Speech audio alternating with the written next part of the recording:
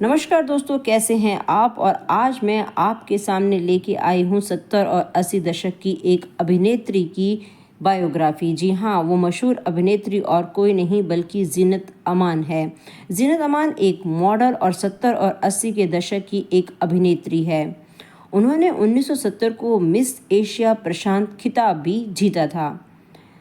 क्या आप जानते हैं कि वह ये खिताब जीतने वाली दक्षिण एशिया की पहली महिला बनी थी।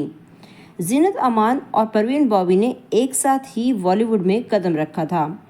उन्होंने बॉलीवुड में आते ही सभी लोगों पर जीनत का जन्म 19 नवंबर 1951 को मुंबई में हुआ था। उनके पिता अमानुल्लाह खान मुस्लिम थे और उनकी मां एंग्लो इंडियन थी। उनके पिता एक पटकथा लेखक थे। जीनत ने अपनी स्कूली शिक्षा पंचगनी में की थी। उन्हें अमेरिका की लॉस एंजलिस में दक्षिण कैलिफोर्निया विश्वविद्यालय से स्नातक करने का भी मौका मिला था। जब वह मात्र 13 वर्ष की थी तब उनके पिता की मृत्यु हो गई। अमन उनके पिता का उपनाम था, जिसे बाद में उन्होंने अपना नाम बना लिया और जीनत अमान बन गई। जीनत ने अपने करियर की शुरुआत एक मॉडल के तौर पर की थी। उन्हें मॉडलिंग बहुत पसंद थी और उन्हें बॉलीवुड में एंट्री की कोई जल्दी नहीं थी। 1970 में वे फेमिना मिस इंडिया 1970 में दूसरे नंबर पर आई थी और उन्हें फर्स्ट प्रिंसेस का भी खिताब दिया गया था। फिर उसी साल वे 19 साल की उम्र में miss Asia Pacific international pageant जीतने वाली पहली फेमिना मिस इंडिया बनी।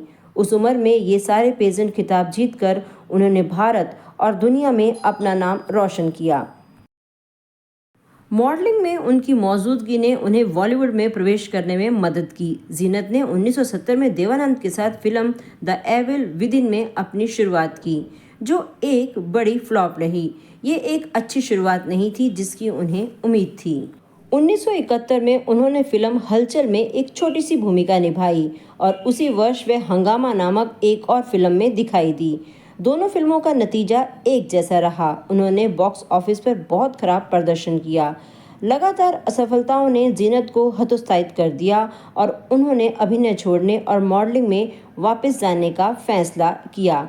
फिर 1971 में देवानंद ने फिर उनसे संपर्क किया और उन्हें अपनी फिल्म हरे रामा हरे कृष्णा में अभिनय करने के लिए राजी किया।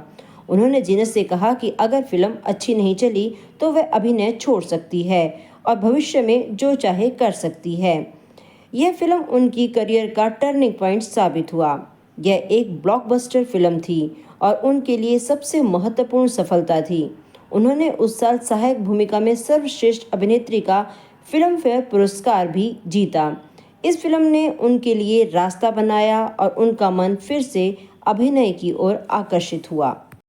1973 में उन्होंने हीरा पन्ना और यादों की बारात जैसी फिल्में की। दोनों ही फिल्मों ने अच्छी कमाई की। यादों की बारात फिल्म के गाने चुरा लिया है तुमने जो दिल को में जीनत नजर आई। दर्शकों ने उन्हें गिटार के साथ सफेद कपड़े पहने लड़की के रूप में पहचाना, जो गाने में उनका गेटअप था। 1974 से 1979 से बीच का समय उनके करियर का सबसे बेहतरीन दौर था और इस दौरान उन्होंने कई सदाबहार हिट फिल्में दी। 1974 में उन्होंने मनोज कुमार, अमिताभ बच्चन, शशि कपूर के साथ स्टार पैक फिल्में रोटी कपड़ा और मकान में काम किया। यह उस साल की सबसे ज़्यादा कमाई करने वाली फिल्मों में से एक थी। फिर उसी साल जीनत ने अपनी पहले हीरो देवानंद के साथ प्रेम शास्त्र और इश्क इश्क इश्क की। दोनों ही फिल्में मध्यम स्तर की सफल रही। उस साल की उनकी आखिरी दो फिल्में मनोरंजन और अजनबी थी। दोनों ने औसत कमाई की लेकिन दर्शकों को ज़्यादा प्रभावित नहीं कर पाई। 1975 में उन्होंने सिर्फ दो फिल्मों में अभिनय किया, देवानंद के साथ वारंट और शशि कपूर के साथ चोरी मेरा काम। दोनों ही फिल्में कमाई और प्रभाव के मामले में मध्यम रही। 1976 में उन्होंने शशि कपूर के साथ दीवानगी में काम किया, जो एक प्रेम कहानी थी। उसी साल उन्होंने बालिका बधू फिल्म में वयस्क महिला किरदार रजनी के लिए आवाज भी दी थी। 1970 में उन्होंने धर्मेंद्र, जितेंद्र और नीतू सिंह के साथ प्रसिद्ध फिल्म धर्मवीर में एक राजकुमारी की भूमिका निभाई। साल की उनकी अगली फिल्म फिर से देवानंद के साथ डार्लिंग डार्लिंग थी, जिसका प्रसिद्ध गाना ऐसे ना मुझे तुम देखो सीने से लगा लूंगा था। साल की उनकी अगली फिल्म छैला बाबू थी, जिसमें राजेश खन्ना, ओमपुरी, असरानी जैसे बेहतरीन कलाकार थे। जो फिल्म बहुत सफल रही। यह हॉलीवुड फिल्म चर्दे पर आधारित थी। बाद में वह ऋषि कपूर के साथ सुपरहिट फिल्म हम किसी से कम नहीं में दिखाई दी और यह उस साल की तीसरी सबसे ज़्यादा कमाई करने वाली फिल्म थी। उसके बाद उन्होंने धर्मेंद्र और 2 हॉलीवुड अभिनेताओं के साथ एक और फिल्म की और उसके बाद उन्होंने शालीमार फिल्म की। हालांकि यह फिल्म थोड़ी असफल रही। उनकी आखिरी 2 फिल्में थी हीरालाल पन्नालाल और चोर के घर चोर।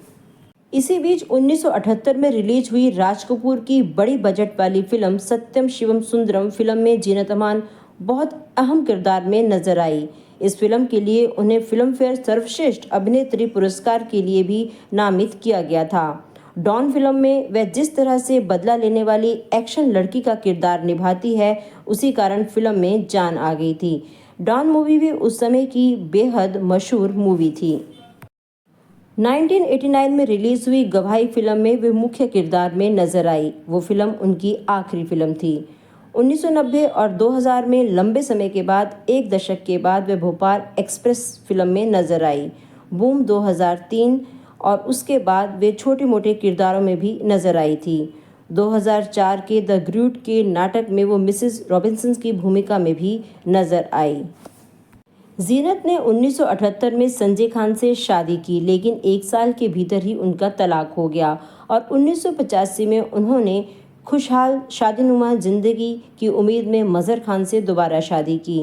इस जोड़े के 2 बेटे जहान खान और अजान खान हैं। उनका दावा है कि मजहर खान से उनकी शादी उनकी ज़िंदगी की सबसे बड़ी गलती थी।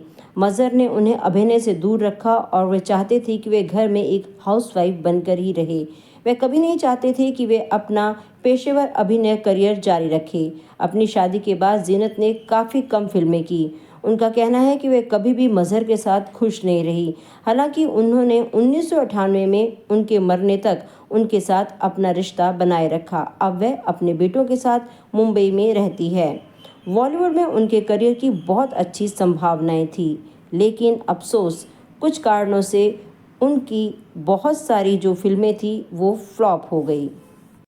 इन सब के बावजूद भी आज भी जीनत अमान अभी तक अपने फैशन सेंस के कारण काफ़ी प्रसिद्ध है।